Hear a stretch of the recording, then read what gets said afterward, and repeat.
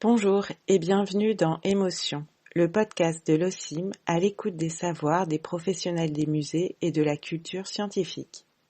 Dans ce deuxième épisode, nous donnons la parole à Pascal Magérus. Il est historien et conservateur à la Fonderie. Le musée bruxellois des industries et du travail est installé dans l'ancienne usine de la Compagnie des Bronzes, à la fois témoin d'une mémoire mais aussi acteur d'enjeux contemporains. Ce lieu expose et conserve des statues, devenues polémiques en raison du mouvement Black Lives Matter. Pascal questionne ici la manière dont l'institution culturelle et son équipe peuvent accompagner le débat animé. Un débat nourri d'émotions plurielles aussi intenses que contrastées.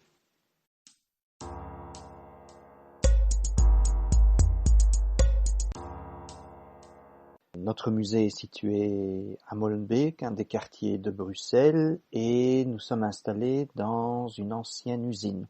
C'est l'usine de la Compagnie des Bronzes, qui est une fonderie d'art prestigieuse, qui s'est créée au milieu du XIXe siècle. De ces fours vont sortir des milliers de statues qui vont être exportées dans le monde entier. Donc c'est vraiment une entreprise très florissante. Et elle va fermer en 1977, et nous sommes alors dans une période de grave crise économique, une période où le chômage est exponentiel, et au même moment, vous avez des habitants qui se mettent ensemble et qui décident non pas de créer un musée, ça viendra beaucoup plus tard, mais de réfléchir à leur histoire pour pouvoir influer sur leur présent. Donc c'est en connaissant leur passé qu'ils veulent agir pour se construire un futur qu'ils espèrent meilleur. Et là, on est dans quelque chose de fondamental à la fonderie, c'est l'histoire-action. Et cette histoire-action, nous l'appliquons toujours aujourd'hui dans notre ASBL. Nous sommes en lien avec l'actualité. Et cette actualité, cet été, a mis en lumière nos statuts. Alors, c'est assez étonnant que des vieilles statues de bronze que tout le monde avait semblé oublier provoquent autant de polémiques, mais nous avons vraiment été surpris de ce regain d'intérêt pour ces productions bronzières.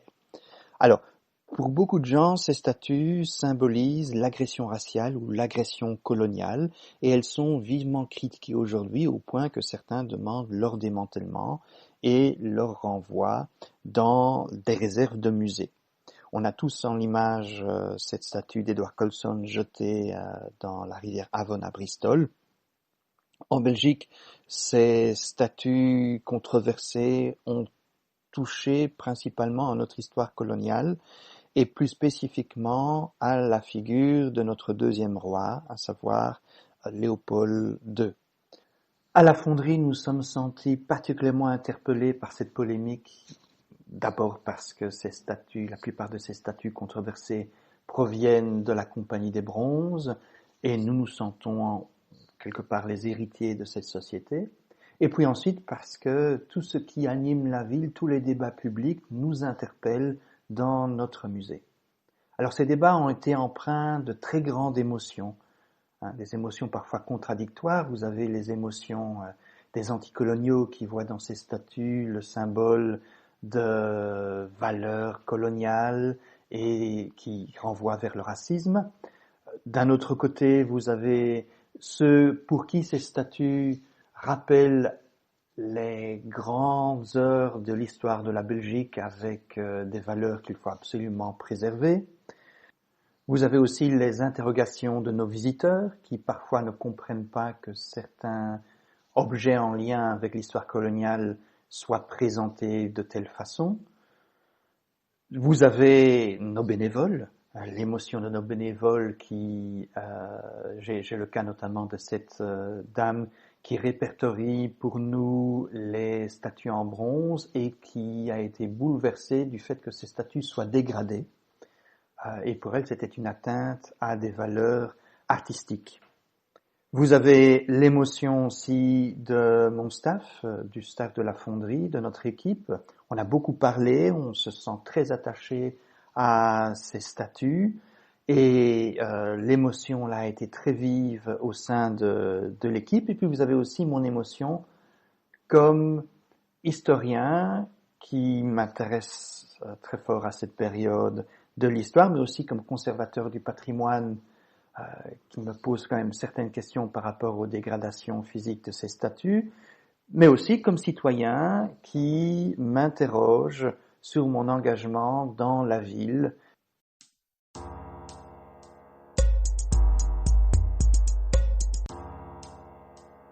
Toutes ces émotions contradictoires sont une réalité, il faut travailler avec. Et en ce sens, le musée peut être un lieu où en débattre de manière dépassionnée, avec une écoute respectueuse. Le musée peut apporter un regard critique, amener des informations, aider à la réflexion, être prudent, renvoyer vers les sources. Le musée peut être un lieu de confrontation d'idées, où il n'y a pas seulement une voix qui se fait entendre, mais les voix des minorités peuvent aussi être écoutées. Et c'est un lieu où on peut déposer ses émotions sans jugement, en toute sécurité. Et là, c'est très important. Si le musée est un lieu de débat, euh, le musée a aussi des compétences particulières pour soutenir ce débat, à savoir que nous avons une expertise, c'est notre capacité d'assurer de bonnes médiations. Nous avons l'habitude dans les musées de présenter des choses parfois complexes de manière lisible et de manière compréhensible par un maximum de public. On a vraiment une expertise que nous pouvons mettre au service de la société. Comment assurer une bonne médiation? À mon sens, ça ne peut se faire que par l'écoute de nos publics.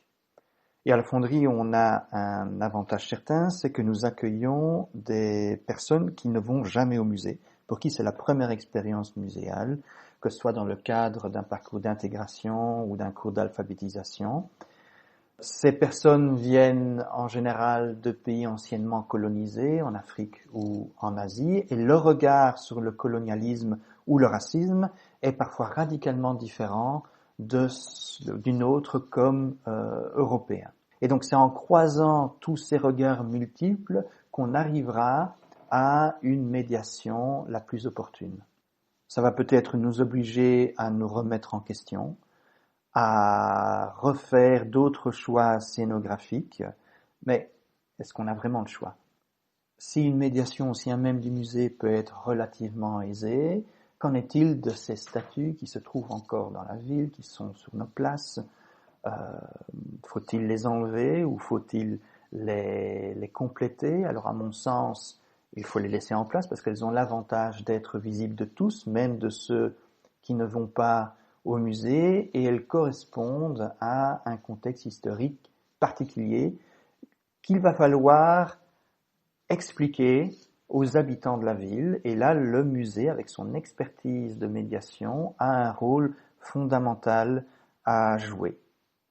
Quelque chose qui me dérangerait profondément, c'est que ces statues soient retirées de l'espace public et remisées dans des dépôts de musées, qui deviendraient en quelque sorte les dépotoirs de l'histoire. En les enlevant, on oublie ce qui s'est passé et on recrée une histoire sans points noirs. Or, ces points noirs, il faut les assumer, mais il faut les remettre en contexte. En ce sens, le musée est engagé dans la société et le musée n'est pas un lieu neutre. Il doit prendre part au débat, il doit se positionner, il doit apporter une lecture critique et contribuer à une meilleure compréhension de l'histoire. Il doit participer au débat public comme lieu public. À mon sens, un musée ne peut éviter le débat si nous voulons répondre aux interrogations du temps.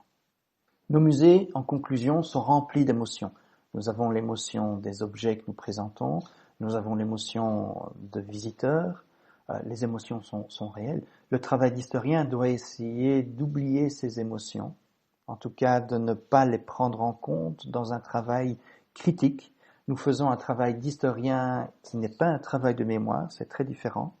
Il est très important de prendre de la distance et de pouvoir faire entendre quantité de voix, notamment autour de ces statuts controversés, et ce pour assurer une médiation qui soit vraiment effective. Par contre, nous devons vraiment donner de l'espace à ces voix différentes qui sont chargées d'émotions, au mieux de les cacher comme si elles n'existaient pas. On ne peut pas faire l'impasse sur ce passé colonial, sur le racisme des décennies précédentes. Il faut l'accepter pour aller de l'avant. Pour nous, travailleurs du musée, il y a une émotion qui est certainement la nôtre, c'est la passion. Et nous allons devoir travailler passionnément pour relever ces défis qui s'annoncent, des défis qui vont nous permettre d'être en phase avec la société et d'accomplir notre rôle, le rôle que la société civile attend de nous. Aborder cette polémique de manière dépassionnée, mais en donnant l'espace nécessaire à ces voix multiples qui sont elles-mêmes empreintes de passion, voilà un beau défi que nous allons devoir aborder.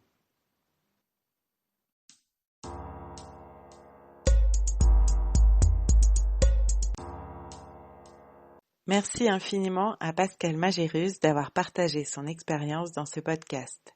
Retrouvez son témoignage et les ressources complémentaires qui font écho à son propos sur la plateforme en ligne OSIM à l'écoute des savoirs, à l'adresse suivante podcast.osim.fr. Vous pouvez également vous abonner à ce podcast sur Apple Podcasts et Spotify, et ainsi être notifié des nouveaux épisodes publiés un mardi sur 3. Merci pour votre écoute et à bientôt.